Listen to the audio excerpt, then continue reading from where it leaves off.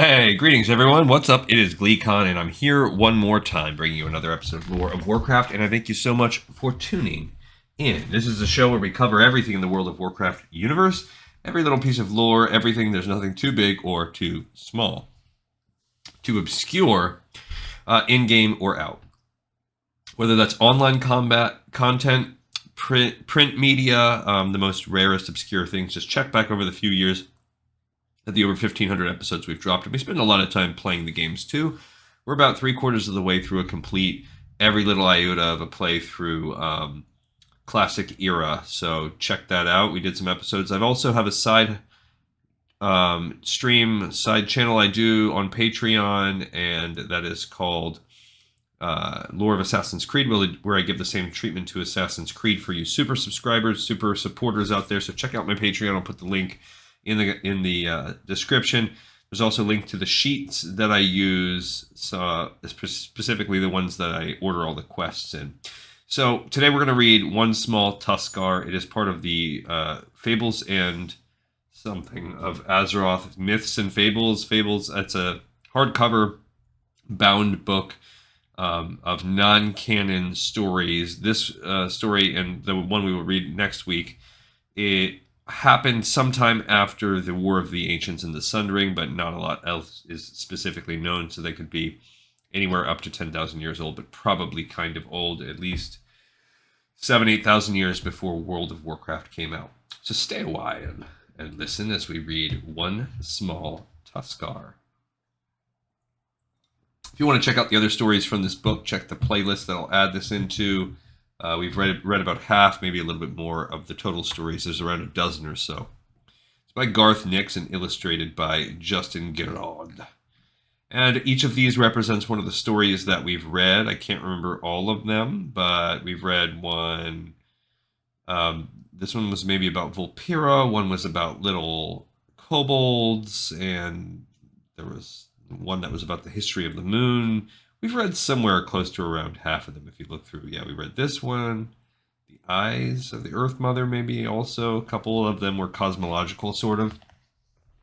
And One Small Tuskarr, maybe the fish is my guess. They like the fish.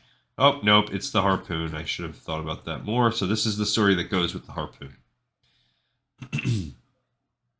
Oh, I don't have a Tuskarr voice on tap here. I should have listened to some beforehand. I'm just going to kind of talk like a lower... It's going to probably borrow heavily from my Tauren. Okay.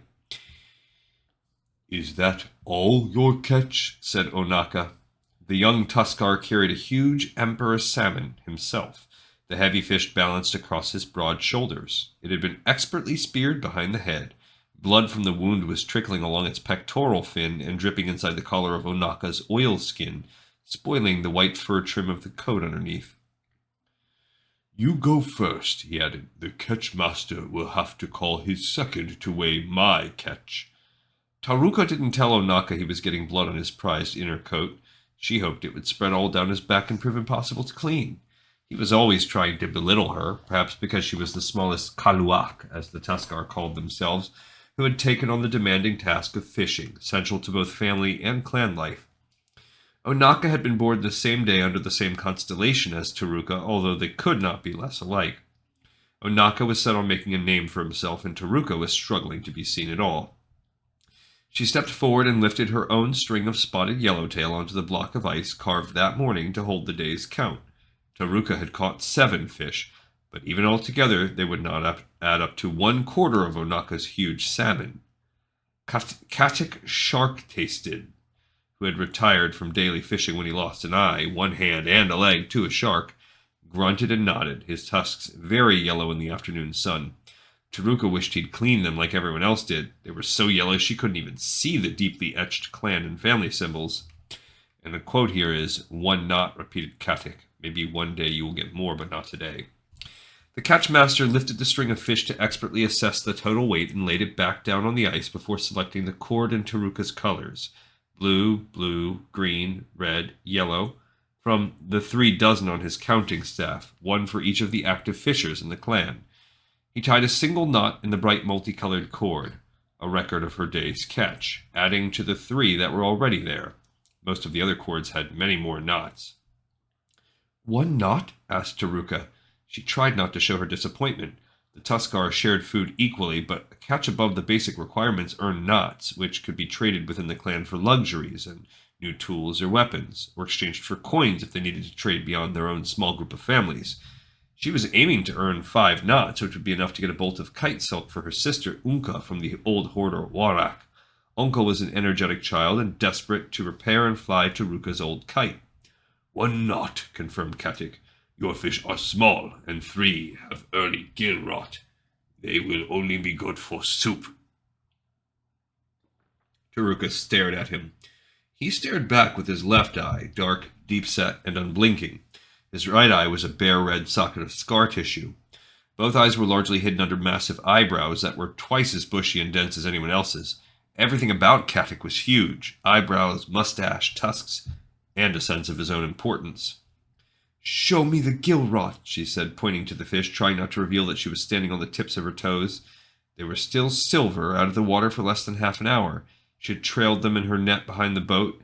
Their eyes were clear, gills red. There was no sign of the dull, fibrous growths that indicated gill rot. 1 knot, repeated Katik. Maybe one day you will get more, but not today. His tone suggested he didn't believe that day would ever come, and he gestured for her to make way for Onaka. Taruka seethed, but there was nothing she could do. She picked up her fish and carried them to another massive block of ice a dozen paces away, where Larati was busy filleting fish, throwing the finished cuts back to her assistants who were packing them between layers of ice in sealskin baskets. The clan was getting ready to travel to Kamagwa, a Kalawak town and major stopping point in their nomadic peregrinations. Most of the mothers, adolescents, and children were to go across the ice and needed lots of food laid down in the sealed-drawn sleds, in case of delay caused by bad weather or some other incident. The hardier Tuskarr fishers were taking their boats, a shorter passage that should only take a few days, and they could catch their own food on the way. Katik says 3 have early gill rot and cannot be eaten, grumbled Taruka. Larati paused from her expert beheading, gutting, and filleting, and stabbed her knife point into the ice butcher's block, sending a spray of small chips into the air. Katik is like the old stones, chuckled Larati, unchanging. He dislikes anything new or young. You are both. Why not butcher with me? Better company and no splinters to be had. He counted this as only 1 knot, said Taruka. 1 knot! Katik stinks worse than frozen seal dung thawed in spring, said Larati, loud enough for Katik to hear. Doubtless he would return the insult later. This was their usual practice. More softly, she added, but no other catchmaster. And here's a picture of some of them fishing on a boat. Would it give more? Some might not even give 1 knot. Taruka gave a Tuskarr sigh, a long, whistling note through pursed lips accompanied by a slump of her shoulders. She adjusted her rolled-up fishing net as it threatened to slide down to her elbows. I know, she said. I must catch more fish. Bigger fish. Larati nodded without conviction and took up her knife again, bringing the sharpened whalebone down in a decapitating blow on the fish before her. She used the flat of the blade to sweep the head into a basket by her knee, and swung back to slit open the fish's belly. Taruka trudged away, knowing that even her friend Larati didn't believe she could catch more and bigger fish. Everything was against her.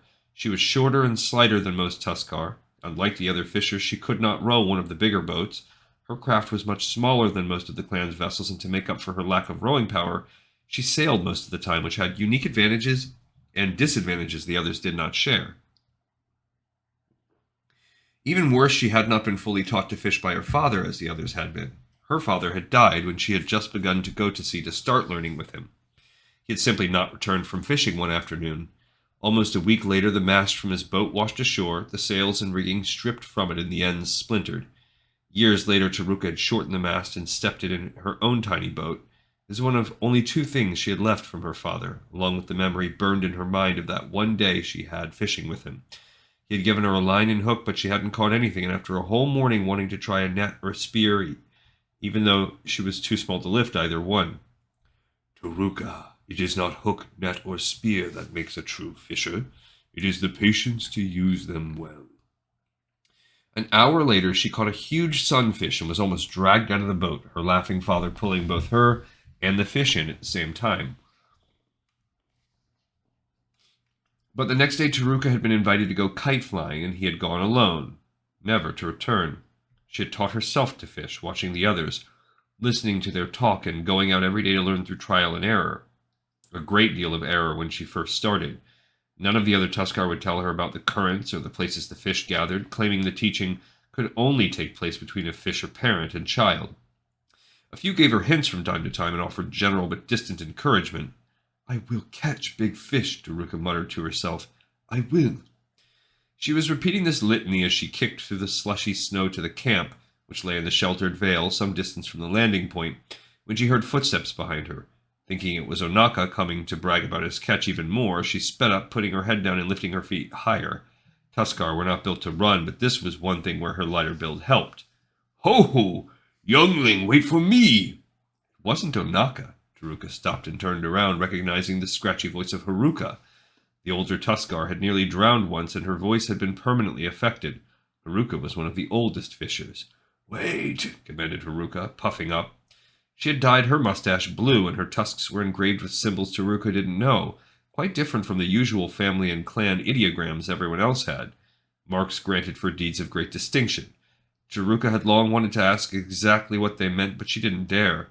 Haruka never talked about the symbols, and she was deadly with both a spear and her bad temper. "Have any of the others warned you about Lecoq Strait?" "No," said Taruka. Haruka grunted angrily, but the anger was not directed toward the younger Tuskarr. She sank heavily on one knee, drew her filleting knife, a slender length of carefully sharpened whale tooth, and swept aside a layer of snow to scratch out a rough map in the ice beneath. The ivory pointed the shape of the coast from the current camp to Kamagwa and a large island to the southwest. Replacing the knife, Haruka drew with her gloved finger a line that went out from the shore and around the island, rejoining the mainland well to the north. "No one has told you to sail the longer way, around Prak Island like this?" she asked. "You know you must not cut through Lecoq Strait." "No," replied Taruka. "No one told me. Why?" "There is death there," said Haruka. "Avoid it." She got up, huffing so much her mustache blew up almost to her eyes, clapped Taruka on the shoulder, and strode back down the slope toward the landing place. Taruka watched her and wondered about the warning. Was it honest advice, or had the others sent Haruka because she was the one Taruka was most likely to believe? The more she thought about it, the more suspicious she became. It was likely the best fishing was in Lecoq Strait, and the others would arrive in Kamagwa with their boats full to the gunwales with fresh fish, and at least a day earlier than her as well. They didn't want competition, even from one small Tuskarr. "I'll show them," whispered Taruka. "I will catch more fish, bigger fish than anyone." Dinner with Taruka's mother and sister was, as had happened all too often recently, not a happy occasion. Unka sulked because she was disappointed not to get the kite silk, and Makusha hardly ate before she resumed expertly embroidering an undershirt, leaning close to make best use of the light from the whale oil lamp. Though she didn't say anything, she didn't have to. Her body language was clear. It took longer to earn knots from doing fine embroidery. In a week or so the undershirt would be finished, and it would fetch enough to get Unka the kite silk. Makusha had taught Taruka to sew, and though she was not as skilled as her mother, the two of them working together could finish an undershirt every 2 or 3 days. It was much more certain than fishing, if less respected among the clan. "I will catch many fish on the way to Kamagwa," announced Taruka, answering her mother's unspoken criticism. "You will get your kite silk, Unka, and mother will have the tusk polish she likes." Anka covered her head with her sleeping furs and pretended to be asleep. Makusha emitted a noise that could be taken as either encouragement or doubt, more likely the latter, and continued sewing. Taruka snorted a very clear expression of discontent and left the tent. Outside, the sky had turned purple and dull orange. It never got properly dark this far north. A few brightly colored kites were swooping overhead, flown by some of the older children who were not exhausted by the day's work. Taruka went to the sled and checked the loading. Everything was in its proper place. The harness was ready to be hitched to a seal or another sled. The clan had only 6 draft seals, so each would pull 3 or 4 sleds. One package on the sled attracted her particular attention, as it always did, lying in pride of place atop the load. A scabbard longer than she was tall, made of the best sealskin, decorated with buttons carved from whalebone. It It contained the only other possession her father had left the family, apart from the mast the sea had returned. His cherished spear, which he had almost never used. The spear was very old and very special. Taruka remembered him telling her that though it was many years ago now, and she had been younger, telling her that though it was many years ago now, and she had been younger than Unka, he had said, "If I need the spear, Owachanoa will tell me so." "Yes," said a voice. It sounded close to Taruka's ear, but also strangely distant at the same time. The voice made her mustache hairs stand up and her tusks ache, and she looked wildly about for whoever could possibly be talking and could cause such an effect. But there was no one. Apart from the kite flyers farther up the vale, the camp was quiet. Everyone was eating their dinner or had already gone to sleep. Did I imagine the voice? Taruka asked herself. But she was sure she had heard it, and it had seemed to answer a question she had not asked. Or had she? It had come at the exact moment she remembered her father talking about the spear and Owachanoa, the goddess of wisdom. A breeze suddenly roared around the sled, picking up ice crystals in a miniature whirlwind before depositing them at Taruka's fur-wrapped feet. Instinctively from her own kite-flying days, she looked at the kites. A gust like that could easily break a string. But the kites sailed peacefully overhead. There had been no gust of wind up there. She looked down. The ice crystals had made a pattern there, a rough symbol in the shape of a kraken, the mark of Owachanoa. "I am to take the spear?" asked Taruka in a very small voice. She felt like she was a babe again, asking for a sweet cake. The wind came howling back, scattering the shards of ice to destroy the pattern it had made, and then as quickly as it came, it stopped. The air was still again. Taruka reached up and took down the scabbarded spear. Taruka left very early in the next morning. Makusha and Unka were still snoring away in the tent, tightly wrapped in their sleeping furs. Outside no one was stirring, though dawn did not so much break as gradually brighten. It was light enough to see, light enough for Taruka to set forth. It was also cold, but not especially so for Tuskarr and furs and oilskins. By the time she got down to the landing place, Taruka was even hot, so she unlaced her gloves and boots a little to let some air in. She had left her boat ready the day before, as always, but still had to stow her net and the spear. She had not taken the weapon from its scabbard. It did not seem right to do so. It was not yet time. She tied it in place next to her very ordinary spear, alongside the gunwale on the port side. It looked to be a good sailing day. A light breeze was already blowing from the southeast, and it would probably strengthen. Taruka shoved off from the jetty and rowed her boat out between the larger vessels anchored close by. Once clear of them, she raised headsail and mainsail, trimmed them to gain the best point of sailing, and steered for the north. She glanced behind her once as she settled by the tiller. A couple of the other Tuskarr were preparing their boats, one of them Onaka. He shouted something after her, but the wind blew his words away. She hugged the coast going north, keeping it in sight, instinctively noting her speed by observing the fragments of ice that floated past. There was no danger of icebergs yet. That would come in spring, when the frozen sea to the north broke up and the ice floated south. The southeast corner of Prak Island came into distant view before noon, and her current course would take her closer to it than the mainland. Taruka hesitated for several minutes before going about on the opposite tack to strike northeast, steering directly into Lyquok Strait. All the time she was watching for signs of fish, a disturbance of the surface, like unseen rain falling, or silver shapes jumping, or a gathering of seabirds. But the sea gave no such indications. There was only the long, regular swell with the tops of the waves chopped up a little by the wind. The breeze had strengthened enough to send her boat along with every stay, humming, the sails taut. If it blew harder, she would have to take in a reef or even lower a sail, but for the moment it was a very fair wind for Kamagwa. An hour later, as Taruka gauged she must be halfway up the strait, the wind suddenly increased, though there were no clouds, and she had not seen the characteristic movement on the water.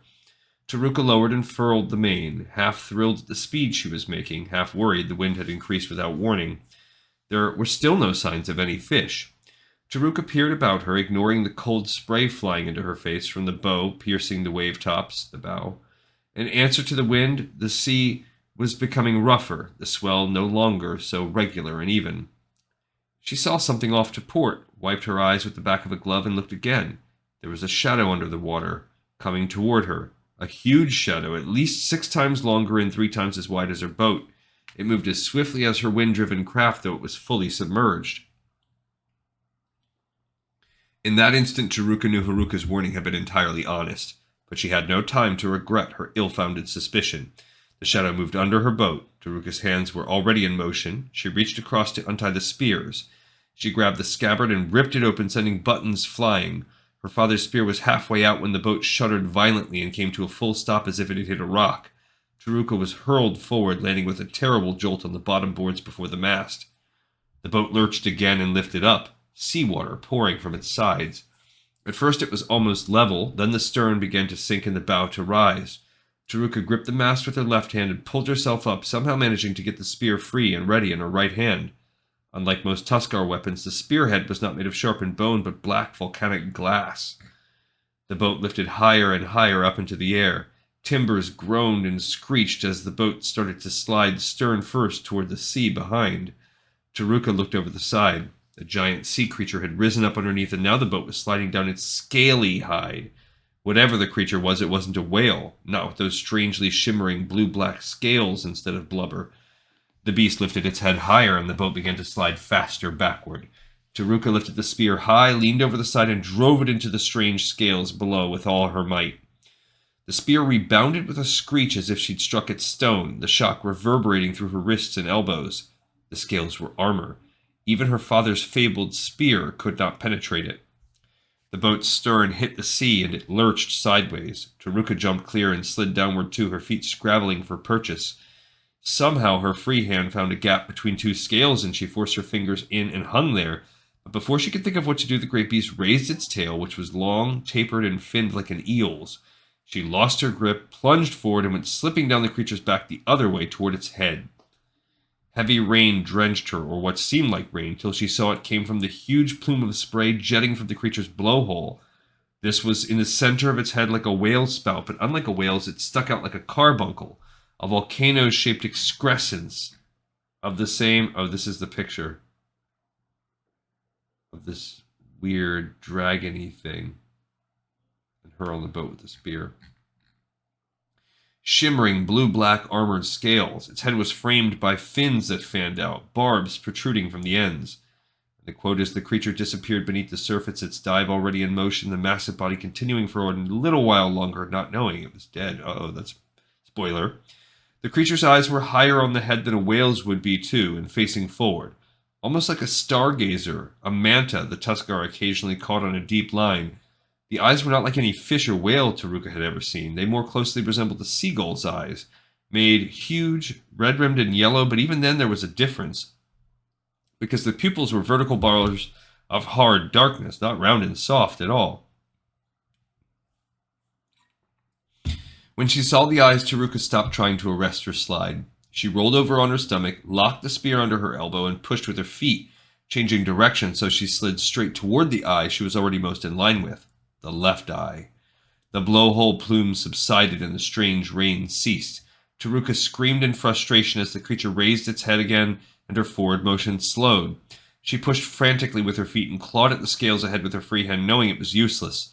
Without a long slide, she would never. Suddenly the beast began to dive, its head down and tail up. Taruka was flung forward again as the sea rushed up to swallow her. For reasons she couldn't place, her father's wisdom echoed in her mind. It is not a hook, net, or spear that makes a true fisher. It is the patience to use them well. She waited until the second before she hit the waves and lost all momentum. Then with her fast sliding weight behind her, her father's spear struck true, piercing the creature's eye, and sank in all the way to where she gripped the haft. Blood erupted from the wound like a geyser, even as a wave swept Taruka away. She lost her hold on the spear, which was anchored in the monster, and sunk deep into its brain. The creature disappeared beneath the surface, its dive already in motion, the massive body continuing for a little while longer, not knowing it was dead. Taruka went under too, sucked down in the backwash, but she was a Tuskarr. Water so cold it would kill most of the other denizens of Azeroth in minutes was survivable for her. The Kalawak did not drown easily. She kicked toward the surface, at the same time struggling out of her oilskin coat. She emerged on the crest of a wave, spitting seawater and gulping air before drawing up her legs to remove her boots. Then she trod water for a while and looked around. Sturdy as her Tuskarr body was, Taruka knew she would almost certainly die of exhaustion, exposure, or both. But there might be a chance she could delay her inevitable end. If she could see the shore, she might be able to swim to it. Or maybe the oars from her boat had floated free. She could rest on them, and maybe her boat. Taruka blinked and wiped her eyebrows, which were sodden and dripping salt water into her eyes. She had to wait till she rose up on the crest of the next wave to confirm what she thought she'd seen, but there it was. Her boat hadn't sunk, it had capsized. The hull was riding low, with the keel barely an arm span above the sea, with the mast snapped off and floating next to it, but her boat was still afloat. She swam to the craft and climbed shivering onto the upturned hull. It felt colder in the wind, but she knew it was better to be out of the water. The sun was shining, which would help enormously, and the wind had lessened. Taruka took stock of the situation. She had her inner furs on, which would grow warmer as they dried. Unless the swell increased and waves broke over the hull or the boat sank lower, the furs would dry over the next few hours. She had her filleting knife and a few strips of cured fish. The mast floating nearby had the furled mainsail attached. The cloth might be useful. But with all that, she still could not right the boat by herself. All she could do was float here and hope to be rescued. Or if the boat somehow drifted close enough, she could swim to the barren shore, which would not be much better. Something moved in the corner of her eye, a shadow under the surface. Taruka flinched, unable to help herself. Was the creature only blinded and now coming back for its revenge? She clutched her knife, knowing it would be useless, and steeled herself for what was to come. The shadow rose, and then with an anticlimactic sound like a big stone thrown into a pool, the creature bobbed to the surface.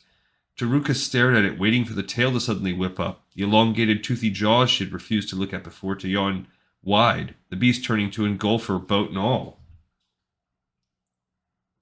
But at the same time, she knew a floating dead fish when she saw one. It simply took several seconds for this to break through the panic in her mind that told her she was really going to die this time. A minute or two later, she was sure the creature was dead. She took a deep, if somewhat shaky breath and considered the floating creature. It rode high in the water, much higher than any normal dead fish would float. It must have a lot of air inside it, she thought. This led to other thoughts. Perhaps there was a chance. Taruka slid over the side and dived under her boat, returning a minute or two later with one of the oars, which had luckily not floated free. Sitting astride the keel, she began to paddle the boat toward the massive corpse. Reaching it, she tied her boat off at the tail and climbed onto the monster. Now that it was floating level, it was easy to walk all the way up to the blowhole and take a look inside. From there, she edged forward and looked down at the long, protruding upper jaw. It was rather like a ship's bowsprit, Taruka thought. She went back to her boat, cut the mast free from the various tangled lines, and dragged it up onto the monster's back. The mast that had survived 2 ill-fated voyages was now to be put into service again in a new craft.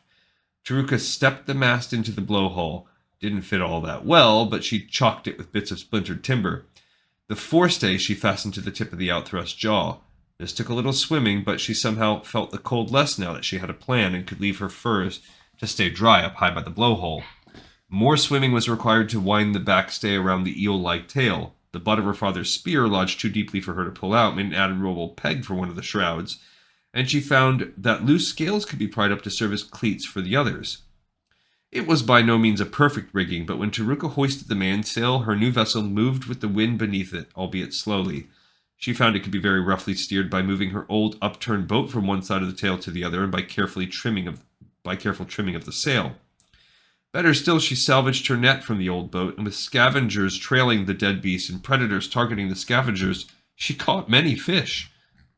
Enough to feed her, and she drank their blood, so that the 3-day voyage northward did not end with her starved and thirsty and beaten down. It ended in triumph, even if she did have to be towed the last few hundred yards into Camagua Harbor, the wind having shifted enough to make the matter tedious. Everyone wanted to help, so her strange vessel that was also her catch was towed by boats from many different clans and by the kayaks of the children. Scores of kites were flown from the shore overhead to indicate to those far away that something great and wonderful was taking place. Onaka was one of the people who wanted to help with the tow. Taruka allowed this and did not boast to him about her catch. He watched very quietly from his boat with an expression on his face she'd never seen before. Then, just loud enough for her to hear, Onaka said, "That is a very good catch." The catchmasters of all the clans who had gathered in Camagua were waiting along the jetty. Behind them were dozens and dozens of Tuskarr, all come to see a fable come to life. Taruka saw Makusha and Unka and waved. Everyone waved back. Taruka lifted a foot onto the blowhole rim and climbed up, holding the mast. She looked down at the catchmasters, singling out Katik. He looked smaller, somehow. So Katic, proclaimed Taruka Beast Killer, as she was already being called. I do not think whatever this is has gills or gill rot. How many knots for my catch? And that's the end of the story. So not really much of a moral. Most of the stories so far have been fables with morals. This one's just more sort of a predictable, um,